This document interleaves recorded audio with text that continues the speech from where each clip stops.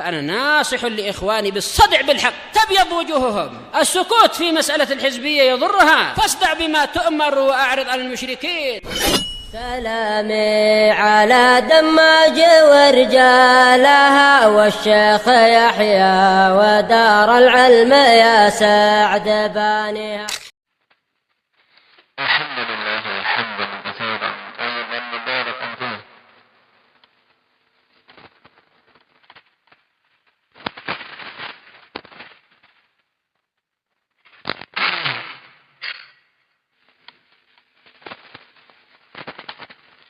كما يحب ربنا ويرضى.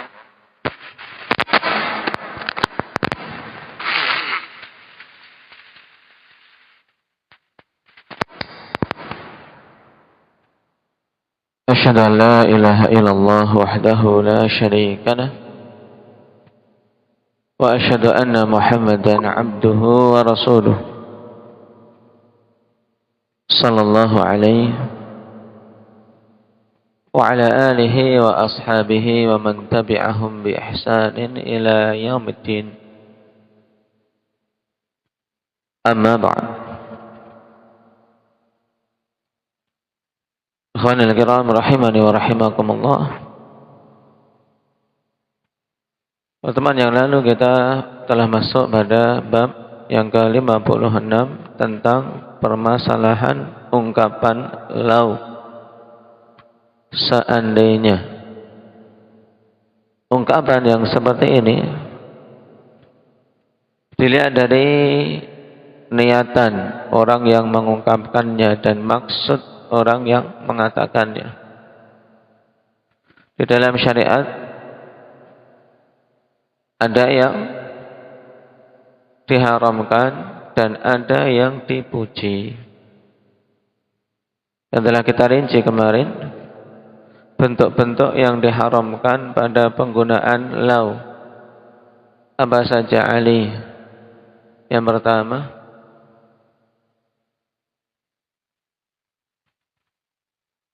penggunaan lau untuk membantah syariat, protes terhadap syariat, hukumnya haram. Taib. Ketika ada ketetapan dalam syariat, kemudian dia memprotes. Nah, seperti ketika disyariatkan pada para sahabat untuk berperang. Naam, perintahkan dalam perang Uhud, orang-orang munafikin mengatakan lau ata'una ma qutilu. Kalau mereka mentaati kami, tidak mentaati Muhammad sallallahu alaihi wasallam, tentu mereka tidak akan terbunuh. Kemudian bentuk yang kedua, Mbak Abdullah. Nah, penggunaan lau untuk membantah atau protes terhadap takdir Allah. Contohnya,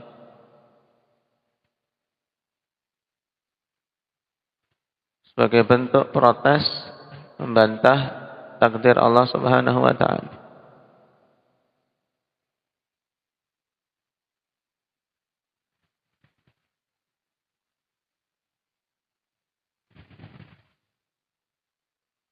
Kalau tadi dia tidak pergi, maka tidak akan kecelakaan. Baik, kalau dia tidak jadi pergi, tentu tidak akan celaka. Nah, salahnya dia pergi misalnya. Kalau dalam ayat, "Lau kanu 'indana ma matu wa ma qutilu." Demikian pula, "Lau kana lana minal amri syai'un ma qutilna hahuna." Seandainya kita bisa mengatur perkaranya, tentu kita enggak akan terbunuh di sini. Yang ketiga, Pak Ahmad,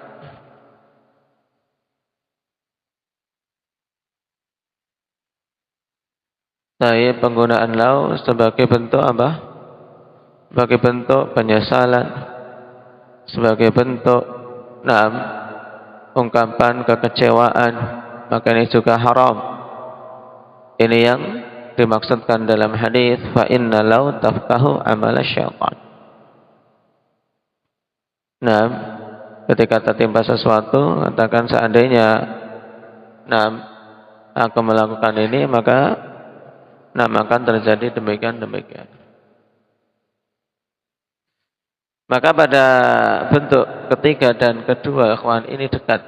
Biasanya seorang yang padanya lau berandai-andai dalam bentuk ungkapan kekecewaan, penyesalan, itu juga padanya protes terhadap takdir. Baik, bentuk yang keempat apa?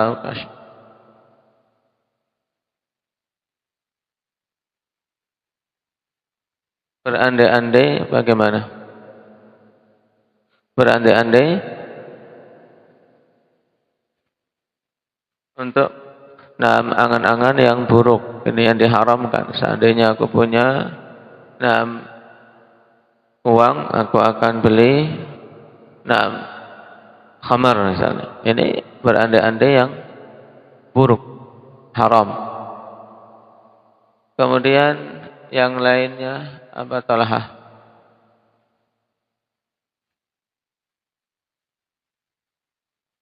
Menggunakan lau untuk berhujjah dengan takdir atas suatu kemaksiatan. Seandainya Allah berkehendak, tentu kami tidak akan syirik. Ketika diingatkan, ditegur dari kesyirikan, dia mengatakan lau sya Allah ma asyrakna.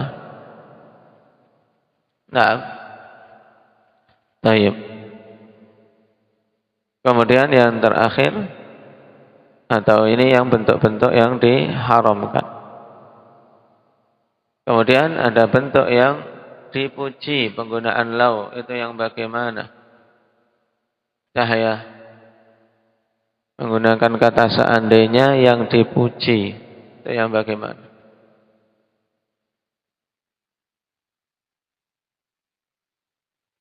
Indah takif. Lau yang dipuji, seandainya ketika dia berandai-andai untuk melakukan perbuatan kebaikan. Seandainya aku punya uang, aku akan sedekahkan. Maka ini sesuatu yang dipuji dan dia mendapatkan pahala. Kemudian ada yang sifatnya sekedar boleh ketika hanya untuk memberi kabar saja. Perincian ini diingat-ingat. Sekarang kita masuk pada adilah yang dibawakan oleh Syekh rahimahullah. Wa qaulullahi ta'ala yaquluna law kana lana minal amri syai'un ma qutilna hahuna. Yaqulun dhamir kembali kepada orang-orang munafikin. Mereka mengatakan, "Lau kana lana minal amri syai' ma qutilna hahuna."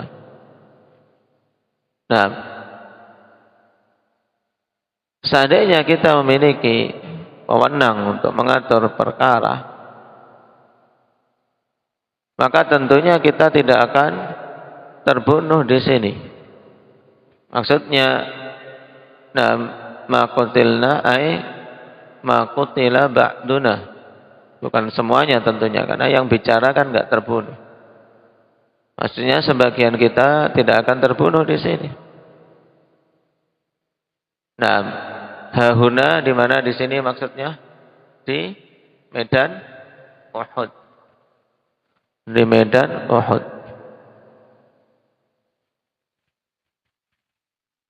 Baik.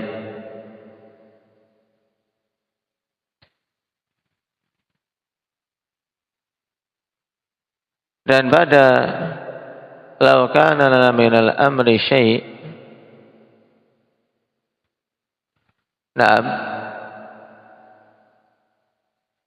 di sini celaan dari orang-orang munafikin.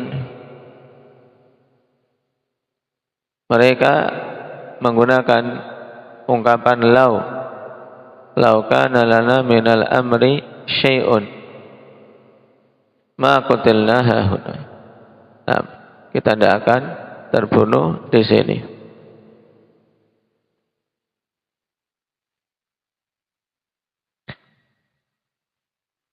Kalau kita perhatikan kalam para syurah ikhwan, sebagian membawa kepada i'tirad terhadap takdir, i'tirad alal qadar. Kenapa? Karena mereka memprotes, terkandung padanya protes kepada Allah.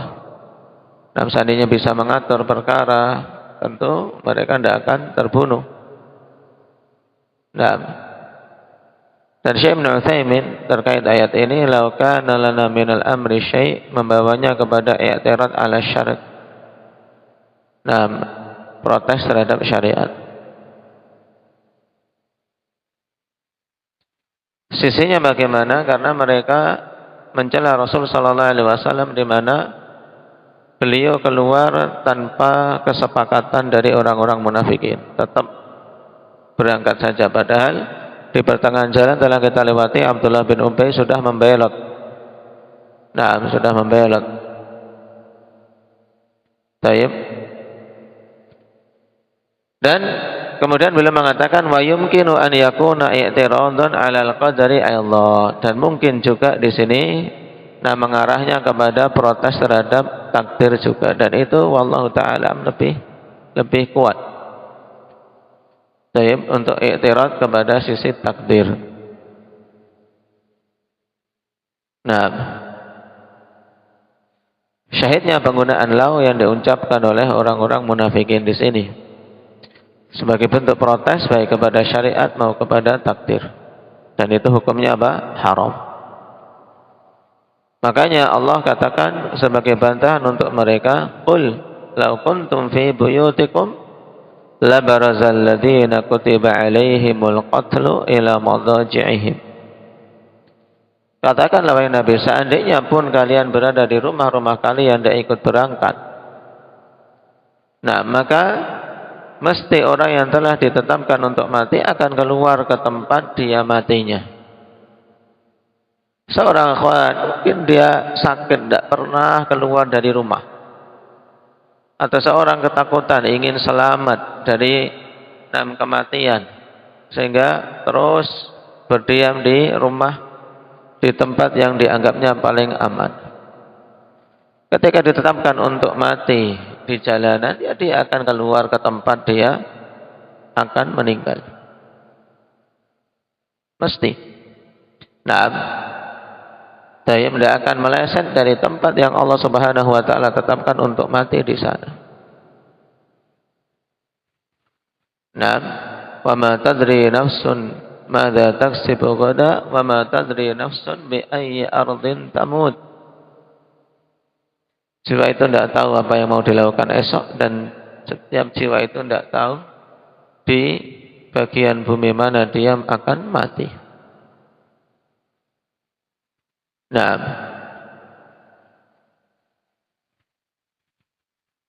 tayyib.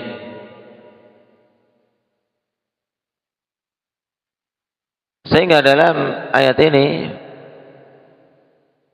terdapat pensifatan terhadap orang-orang munafikin, di mana mereka kaum yang suka memprotes kepada ketetapan syariat dan pada ketetapan takdir Allah. Kemudian di sisi yang lain menunjukkan mereka kaum yang jubana, kaum yang sangat pengecut ketika diperintahkan untuk berjihad di jalan Allah Subhanahu wa taala.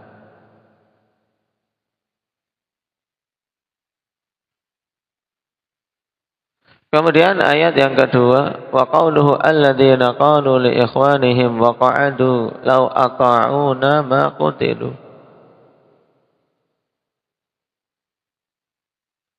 Dan orang-orang yang mereka mengatakan kepada saudara-saudara mereka, wa qa'adu, dan mereka duduk tidak mau ikut berangkat berperang.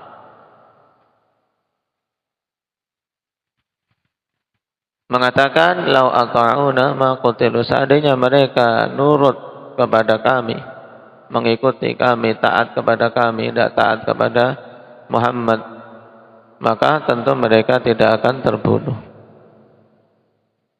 Taib.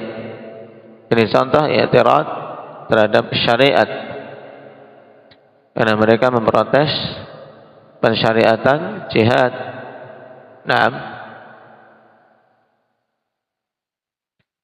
Dan itu ungkapan dari Abdullah bin Ubay bin Salul beserta orang-orang yang mengikutinya.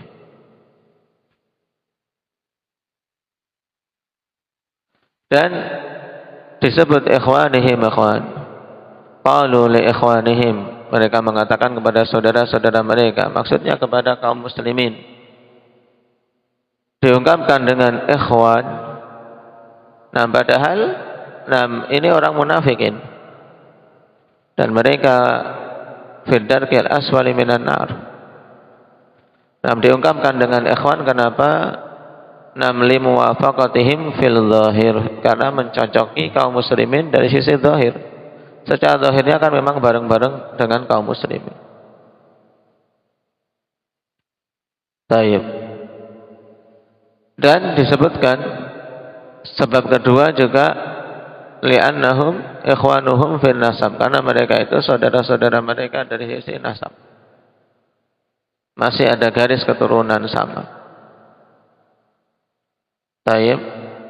Dan ayat mencakup keduanya. Baik disebut saudara karena memang secara zahirnya sama, berada di barisan kaum muslimin. Demikian pula disebut saudara secara nasabnya, walaupun hakikatnya beda, muslim dan munafik.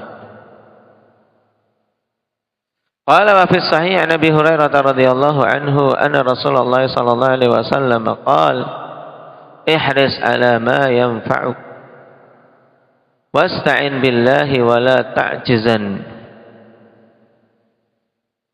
Dan dalam as-sahih, yang dimaksud dengan as-sahih di sini diulang-ulang oleh Syekh Muhammad bin Abdul Wahhab An-Najdi rahimahullah penggunaan seperti ini ikhwan untuk memudahkan.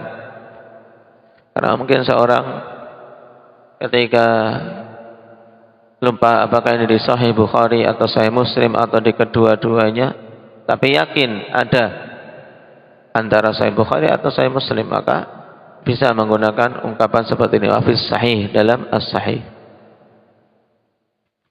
Nah, dan yang dimaksud adalah Sahih Muslim. Dari Abi Hurairah radhiyallahu anhu bahwasanya Rasulullah sallallahu alaihi wasallam bersabda, ihris ala ma yanfa'u. Bersemangatlah atas hal-hal yang bermanfaat bagimu. Wasta'in billah, dan mintalah pertolongan kepada Allah.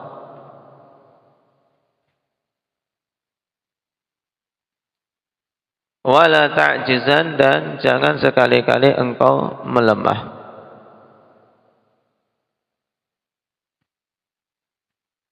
Dan dalam Sahih Muslim lafadznya wala ta'jiz.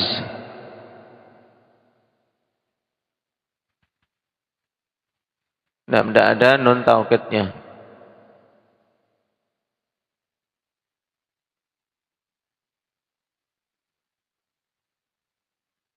Wa in asabaka syai'un fala taqul law anni fa'altu kadza lakana kadza wa kadza. Kemudian apabila menimpamu sesuatu hal yang tidak engkau sukai, maka jangan engkau ucapkan law anni fa'altu kadza lakana kadza wa kadza. Nah, seandainya aku melakukan demikian, maka tentu akan terjadi demikian. Yang dalam Sahih Muslim tidak ada lam badala kana, tapi kana. Law anni fa'altu kadza kana kadza wa kadza. Baik. Juga lafadznya di sini annani, di tempat kita yang sahih anni. Law anni. Cetakan lain juga kan anni, maka dibetulkan. Walakin qul qaddarallahu wa ma syaa fa'al fa inna law taftahu amala syaitan. Akan tapi ucapkanlah qaddarallahu wa ma syaa fa'al, karena sungguhnya ungkapan law berandai-andai seperti ini akan membuka pintu amalan syaitan. Baik, perhatikan hadis yang agung ini, ikhwan, padanya bimbingan yang sangat penting bagi kita semua dalam semua aspek kehidupan kita. Dalam menjalani hidup ini Nabi sallallahu alaihi wasallam berikan bimbingan, yaitu ihris ala ma yanfa'uka wasta'in billahi wala ta'jiz. Ini 3 hal penting, ikhwan. Ketika kita melangkah melakukan apapun, maka pikirkan 3 hal ini. Yang pertama, bersemangat pada perkara yang bermanfaat. Berarti seorang harus mengetahui apakah perkara tersebut bermanfaat atau tidak. Nah, karena sesuatu yang mau dilakukan oleh hamba itu ada kemungkinannya bermanfaat, ada kemungkinannya bermandarat, ada kemungkinannya seimbang antara sisi kemanfaatan dan kemandaratan, ada yang kemungkinannya tidak ada manfaat, tidak ada mandarat, sesuatu yang sia-sia, mubah, tidak ada sisi manfaat atau mandaratnya. Nah, dari 4 pilihan ini Nabi sallallahu alaihi wasallam bimbingkan setiap mukmin untuk memilih satu, yaitu yang memiliki sisi kemanfaatan. Setelah tahu itu hal bermanfaat, maka hendaknya memiliki hirs. Yang dimaksud dengan hirs, ikhwan, yaitu badlul juhdi linaili ma yanfa'u min amrid din awid dunya. Mengerahkan kesungguhan untuk mencapai apa yang bermanfaat baginya, baik pada perkara agama maupun perkara dunia. Nah, dan di antara perkara yang sangat jelas kemanfaatannya, ikhwan, talabul ilmi syar'i, menuntut ilmu syar'i, apalagi di zaman ini. Nah, itu jelas kemanfaatannya. Maka tidak ada pilihan bagi kita kecuali untuk memiliki hirs, memiliki semangat. Kerahkan upaya, ikhwan. Kenapa? Karena waktu seseorang itu terbatas. Waktu seseorang terbatas. Nah, kemudian yang kedua, Nabi sallallahu alaihi wasallam bimbingkan wasta'in billah, dan mintalah pertolongan kepada Allah. Nah, agar tercapai apa yang diinginkan, setelah dia menguatkan semangat, harus meminta pertolongan kepada Allah. Karena tidak ada faedahnya, ikhwan, semangat, tidak ada faedahnya upaya tanpa ada pertolongan dari Allah Subhanahu wa taala. Nah, sehingga banyak-banyak memohon pertolongan pada semua apa yang mau kita lakukan. Setelah kita tahu itu bermanfaat, minta. Nah, di antara bimbingan Nabi dalam minta pertolongan, kita disyariatkan dalam banyak hal membaca bismillah. Karena kandungan pada ucapan bismillah, untuk apa di sini Talha minta pertolongan? Bismillah. Demikian pula doa Allahumma a'inni ala dzikrika wa syukrika wa husni ibadatik. Dan di sana ada doa yang umum yang sangat bagus dalam riwayat Ibnu Abbas. Minta pertolongan secara umum. Allahumma a'inni wa la tu'in alayya wangsurni wa la tangsur alayya wahdini wa yassir hudaya ilayya. Cukup panjang, siapa yang menghafalnya bagus, ikhwan. Nah, syahidnya, nah, Allahumma a'inni wa la tu'in alayya. Ya Allah, berilah pertolongan kepada aku. Jangan engkau tolong syaitan atau tolong musuh-musuhku untuk bisa mengalahkanku. Jadi minta pertolongan kepada Allah. Dan minta jangan sampai dia kalah. Dia gagal dalam apa yang mau dilakukan. Tayyib.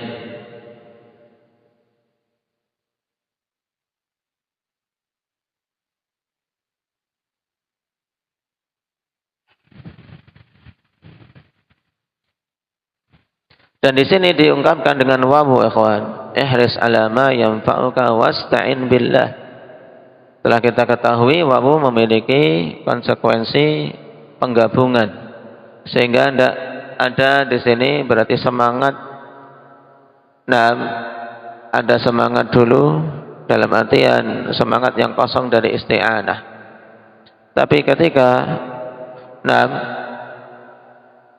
bersemangat pada suatu hal, intinya itu disertai dengan isti'anah kepada Allah Subhanahu wa taala, sebagaimana tanbih bagus dari Syekh Ibnu Utsaimin. Fala budda an takuna al-isti'anatu muqarinatan lil fi'li min awwalih. Mesti isti'anah memohon pertolongan kepada Allah itu menyertai perbuatan dari semenjak awalnya. Kemudian yang ketiga, ketika telah bersemangat dan memohon pertolongan, Nabi bimbingkan wala ta'jiz, jangan engkau melemah. Kenapa? Karena setiap semangat dan upaya ada ujian. Terkadang ada kesulitan, terkadang ada kegagalan sebagai ujian bagi manusia. Maka Nabi bimbingkan kalau seorang sudah tahu itu faedah, bermanfaat. Jaga semangat dan terus-menerus mohon pertolongan pada Allah, jangan melemah. Karena engkau meminta pertolongan kepada Zat yang Maha Mampu untuk memberikan apa yang diminta. Baik. Di antara kisah yang disebutkan para a'immah tentang kisah dalam biografi Al-Kisai. Disebutkan juga oleh Syekh Ibnu Utsaimin. Wa dzukira fi tarjamatil Kisai annahu bada'a fi talabi ilmi an-nahwi thumma sa'aba 'alayhi. Fawajada namlatan tahmilu ta'aman turidu an tas'ada bihi ha'itah. Kullama sa'idat qalilan saqatat wa hakadha hatta sa'idat. Disebutkan dalam biografi Kisai bahwasanya dia ketika mulai belajar nahwu kesulitan, hampir putus asa. Kemudian Allah Subhanahu wa taala berikan petunjuk itu dengan sebab yang bagi manusia sepele. Dia mendapati seekor semut membawa makanan, ingin melewati tembok, naik ke tembok. Setiap naik sedikit jatuh, karena semut naik ke tembok bawa makanan. Setiap naik jatuh, setiap naik jatuh. Demikian terus, tapi si semut ini tidak putus asa. Dia terus berupaya sampai bisa naik, betul-betul naik. Fa'akhadha darsan min dalika fakabada hatta sara imaman finnah. Maka dia mengambil pelajaran dari situ. Semut saja tidak putus asa. Maka dia pun kemudian mencurahkan upayanya walaupun kesulitan di awalnya sampai menjadi imam dalam bidang nahwu. Demikian taufik ketika Allah berikan kepada seorang hamba. Jadi ujian mesti ada pada semua hal. Tapi yang dibutuhkan kalau itu kita ketahui bermanfaat, ya harus semangat dan minta pertolongan pada Allah tanpa putus. Baik. Ini 3 yang dibimbingkan oleh Nabi. Kemudian bimbingan yang keempat, dikarenakan ketika menjalani suatu hal, terkadang ada hal-hal yang tidak diinginkan terjadi. Maka Nabi bimbingkan, wa in asabaka syai' fala taqul law anni fa'altu kadza kana kadza wa kadza. Jika menimpamu suatu perkara yang tidak menyenangkan, yang tidak diinginkan, berbeda dengan apa yang dicita-citakan, jangan kamu ucapkan seandainya aku melakukan demikian tentu jadinya akan demikian. Ini untuk menumbuhkan keridhaan pada diri seorang hamba terhadap takdir Allah. Karena kita sebagai hamba bisanya adalah berusaha dan memohon pertolongan kepadanya. Adapun hasil Allah Subhanahu wa taala yang menetapkannya. Tapi cukup kesungguhan, cukup kejujuran dan cukup doa dia memohon pertolongan untuk apa? Untuk dengannya dia menuai banyak kebaikan. Adapun hasil kembalinya kepada Allah Subhanahu wa taala. Maka ketika gagal, dibimbingkan oleh Nabi, jangan engkau mengucapkan ungkapan seperti ini, lau anni fa'altu kada lakana kada wa kada. Terus ucapannya bagaimana? Nabi bimbingkan, walakin qul qaddarallahu wa ma syaa fa'al. Ini bacaan pertama dengan apa? Dengan ditasydid, sehingga bentuknya fi'il. Qaddarallahu wa ma syaa fa'al. Taib. Yang maknanya ikhwan dengan tasydid berarti apa? Hadzal waqi' qaddarahullah. Perkara ini yang terjadi, Allah lah yang telah menetapkannya. Dan apa saja yang Allah kehendaki maka mesti terjadi. Ini kalau dengan tasydid. Kemudian bacaan yang kedua, ikhwan, dalam bentuk isim, qadarullahi wa ma syaa fa'al. Qadarullahi wa ma syaa fa'al. Sehingga maknanya di sini apa? Hadzal waqi' huwa qadarullah. Kejadian ini itu adalah ketetapan Allah. Secara mudahnya berarti ini semua adalah ketetapan Allah. Berarti dia i'rabnya apa? Sebagai khabar dari mubtada mahdhuf. Hadzal waqi' qadarullah. Wa ma syaa fa'al, dan apa saja yang Allah kehendaki itu mesti akan terjadi. Dan Syekh bin Baz rahimahullahu taala mengatakan bahwasanya makna dengan takhfif yaitu qadarullah ini azhar, lebih nampak, lebih kuat.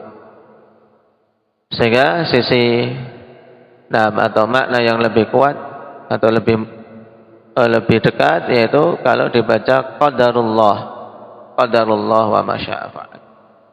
Seandainya seorang membaca dengan tasydid juga boleh, karena maknanya juga sahih, qadarallahu wa ma syaa fa'al. Allah Subhanahu wa taala lah yang telah mentakdirkan hal ini, itu maksudnya. Baik.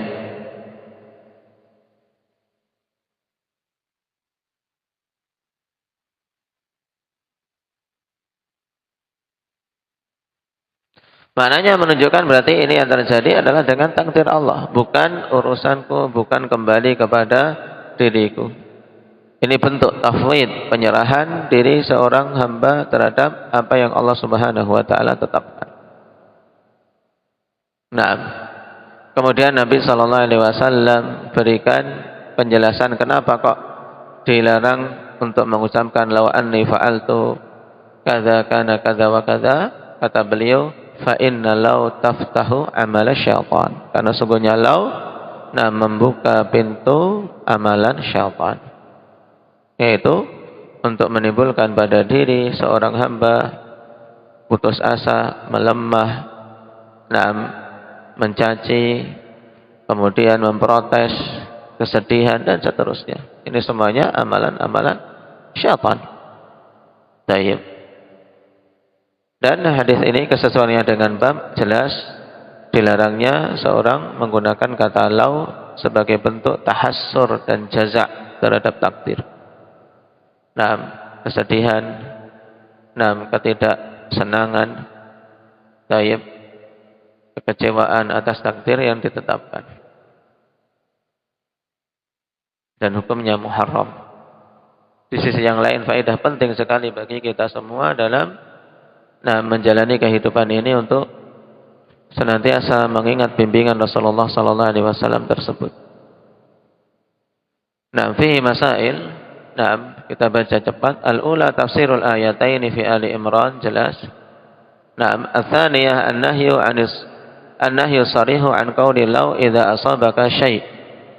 Larangan yang tegas dari ucapan law jika menimpamu suatu hal dan hukumnya muharram. Sebagaimana dalam hadis. Ats-tsalitsah ta'lilul mas'alati bi anna dzalika yaftahu amal syaitan. Ini juga jelas. Alasannya karena hal itu membuka amalan syaitan. Taib. Ditimbulkan was-was, kekecewaan, sedih, penyesalan. Akhirnya si hamba lemah dan mudah digoda syaitan. Akhirnya sudah bunuh diri saja, bunuh diri. Karena gagal atas usahanya dan seterusnya. Di antara banyaknya kasus bunuh diri ya ini karena apa? Terbuka pintu law pada dirinya, kemudian syaitan beramal banyak. Ar-rabi'ah al-irsyadu ilal kalamil hasan. Yang keempat, bimbingan pada ucapan yang baik. Ucapan yang baik yang dibimbingkan apa tadi? Dalam hadis, qadarullah wa masya'a fa'al. Al-khamisah al-amru bil hirsi ala ma yanfa'u ma'al isti'anati billah. Perintah untuk semangat pada hal-hal yang bermanfaat disertai minta pertolongan kepada Allah. Ini harus. As-sadisah an-nahyu an diddi dzalik wa huwa al-'ajz. Larangan dari lawan dari hal tersebut yaitu al-'ajz, kelemahan. Wala ta'jiz, jangan melemah. Nah, jadi jangan melemah. Karena hidupnya seorang muslim ikhwan harus dipenuhi dengan semangat dalam setiap harinya. Karena kita punya cita-cita besar, yaitu surga Allah subhanahu wa ta'ala. Maka perhatikan kalimat bagus dari Imam Ahmad. Nah, ketika ditanya, mata yajidul abdu ta'mar rahah. Kapan seorang hamba akan mendapati rasanya istirahat, rasanya nyantai, lega? Kata beliau, inda awwali qadamin yada'uha fil jannah. Baru seorang lega, kawan. Baru seorang bisa nyaman, istirahat, yaitu pada saat dia meletakkan langkah pertama kali di surga. Ketika kaki menjejak pertama kali di surga, baru dia lega. Ini menunjukkan hirs yang luar biasa dalam hidup. Kita tidak akan tidak akan lega, tidak akan nyaman, tidak akan bisa nyantai sampai sampai menjejakkan kaki-kaki ini di surga. Seharusnya muslim, mukmin demikian hirs dan himmahnya. Nasallallahu taufiq wassadad walhamdulillahirabbil alamin.